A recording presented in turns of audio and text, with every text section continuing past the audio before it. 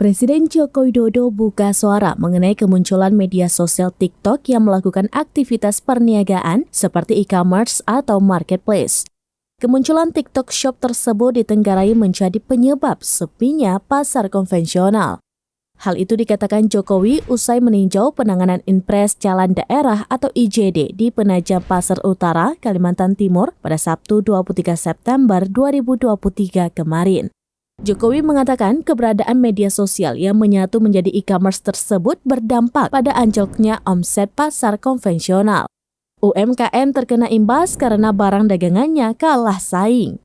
Pemerintah, kata Presiden Jokowi, sedang menyusun regulasi untuk mengatur media sosial yang melakukan kegiatan jual-beli seperti TikTok Shop. Regulasi tersebut masih dalam tahap finalisasi di Kementerian Perdagangan. TikTok Shop sendiri nantinya akan diatur dalam revisi Permendag 50 tahun 2020.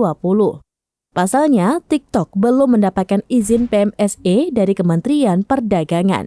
Selama ini TikTok hanya memperoleh izin penyelenggara sistem elektronik atau PSE dari Kementerian Komunikasi dan Informatika. Jokowi disebut telah menyetujui revisi Permendag 50 tahun 2020 dan kini tinggal menunggu teken dari Menteri Perdagangan. Direktur Jenderal Informasi dan Komunikasi Publik atau Dirjen IKP Kementerian Komunikasi dan Informatika atau Kemenkominfo, Usman Kansong mengatakan belum ada pembicaraan yang mengarah ke wacana pemblokiran TikTok Shop.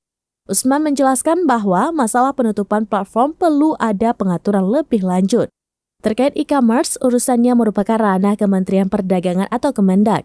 Sementara soal urusan blokir atau takedown menjadi kewenangan Kemenkominfo.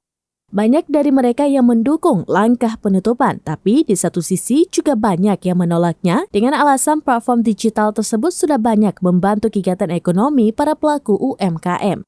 Mayoritas menilai keberadaan TikTok Shop di Indonesia baik berikut dengan manfaatnya.